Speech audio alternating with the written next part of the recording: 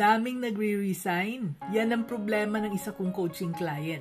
Ang tanong niya, what am I doing wrong? Feel kita ang sabi ko sa kanya. High employee turnover ang tawag dito. At alam ko na napakalaking sakit ng ulo yan kahit na sa kanino mangyari. Bukod sa mahihirapan ng mga tao mo sa operations, affected din ang kanilang moral dahil hindi nila alam kung dapat din ba silang umalis or magstay.